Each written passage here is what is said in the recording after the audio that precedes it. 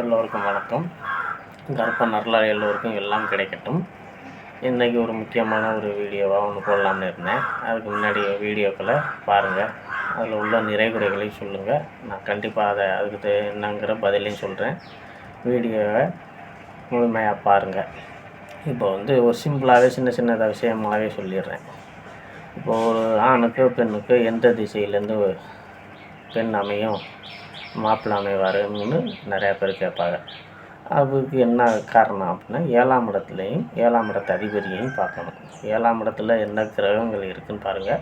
7ஆம் இடத்து அதிபதி எந்த இடத்துல இருக்கிறாங்க, அவங்க யார் அப்படிங்கிற பார்த்தாலே நம்மளே முடிவு பண்ணிக்கலாம். இதில் இன்றைய காலங்களில் அது சரியாக நிறையா பேருக்கு அமைவது என்னென்னா, அவங்களோட பூர்வீகத்தை தான் கணக்கு எடுக்கணும். இன்றைக்கி தொழில் ரீதியாக வேலை ரீதியாக அவங்க ஒவ்வொரு இடம் விட்டு இடம் மாறி போயிடுவாங்க. அப்போ நீங்கள் சொன்ன திசையிலேருந்து அமையலை, அதுக்கு என்ன காரணம் அப்படின்னா, அவங்க பூர்வீகம் எது, அவங்க எங்கேருந்து வந்தாங்கங்கிறத மட்டும் கணக்கெடுங்க. அவங்க எந்த இடத்துல இருப்பதும் பார்க்க வேண்டாம். சரி, இப்போ சூரியன் 7ஆம் இடத்துலையோ 7ஆம் அதிபதியோ வர்றாருன்னு வச்சுக்கோங்க. ஈவன் கும்பலக்கணத்துக்கு 7ஆம் இடத்துல சூரியன், 7ஆம் இடத்து அதிபதியும் சூரியன் தான். இப்போ வேறு எந்த ஒரு லக்கணம் இருந்தாலும் 7ல் சூரியன் இருந்தாலும் கிழக்கு திசையில் பார்க்கணும். 2ஆம் இடம் இப்போ அதே மாதிரி சந்திரன் 7ஆம் இடத்துலையே 7ஆம் அதிபதியே யாருக்கு வந்தாலும் தென்கிழக்கு பகுதியில் அமைக்கிறதுக்கு வாய்ப்புகள் அதிகம். அடுத்து செவ்வாய்க்கு 7ஆம் இடத்துலேயே 7ஆம் இடத்து அதிபதியாக வந்திருந்தால் தெற்கு திசையை பார்க்கணும்.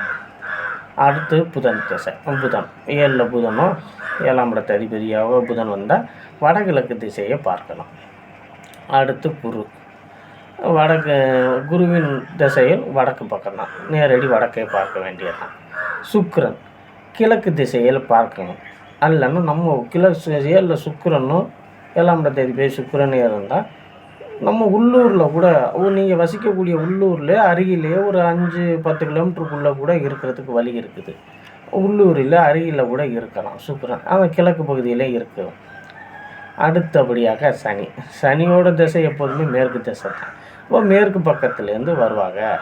7ல் சனி இருந்தால் மேற்கு பக்கத்தில் 7ஆம் இடத்து அதிபதி சனியாக இருந்தாலும் மேற்கு பக்கத்திலே அமைகிறதுக்கு வாய்ப்புகள் இருக்குது. அதே இடத்துல 7ஆம் இடத்துல சனி இருப்பவர்களுக்கு இந்த மாதிரி சில நேரங்களில் காலதாமதத்தை கொடுத்தாலும் திருமணத்தை பண்ணி வச்சுருவார்.